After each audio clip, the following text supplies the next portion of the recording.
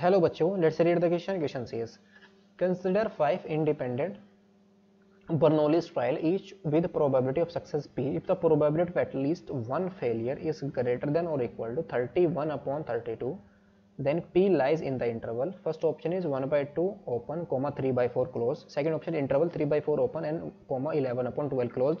Third option is closed interval 0, comma 1 by 2. Fourth option is interval 11 upon 12 open, comma 1 closed. तो यहाँ पर हमें p बताना है किस इंटरवल में लाई करेगा। तो इस क्वेश्चन को सोल्व करने के लिए जो की कॉन्सेप्ट हमें यूज करेंगे, key concept is let probability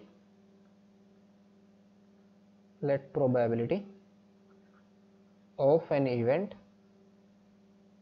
B p of a, then जो प्रोबेबिलिटी ऑफ a कॉम्प्लीमेंट होती है ये क्या आती है 1 माइनस प्रोबेबिलिटी ऑफ a के equal.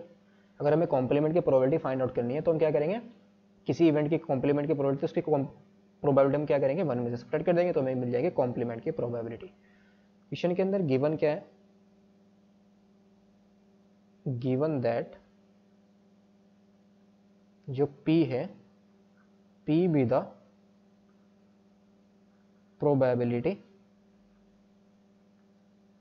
p be the probability of success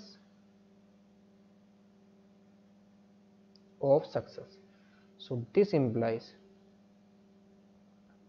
probability of at least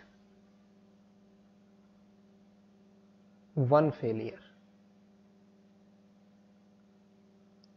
कम से कम एक फेलियर हो इसकी प्रोबेबिलिटी। तो ये किसका कॉम्प्लीमेंट होगा 1 माइनस के probability of no failure, probability of no failure इनके कोई भी फेलियर ना हुआ। तो ये किसका कॉम्प्लीमेंट आ गया, इनके probability of at least one failure. ये किसका कॉम्प्लीमेंट, ये क्या होगा, किसका कॉम्प्लीमेंट है, ये प्रोबेबिलिटी ऑफ नो फेलियर का कॉम्प्लीमेंट है। यानी कम से कम एक में फेलियर हो तो इसका मतलब क्या आएगा 1 minus probability of no failure. तो हमें सिर्फ क्या फाइंड आउट करना है, probability of no failure find out करना है, कितनी आएगी।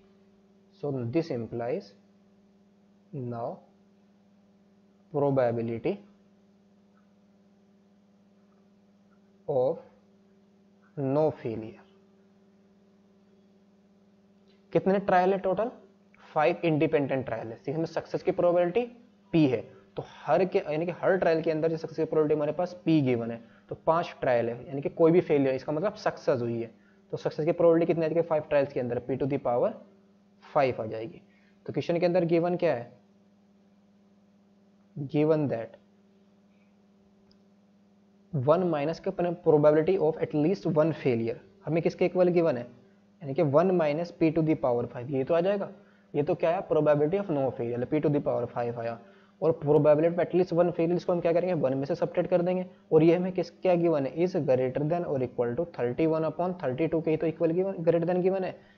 तो यहाँ से हमें क्या आ जाएगा minus p to the power 5 is greater than और इक्वल टू 31 अपॉन 32 माइनस का 1 आ जाएगा।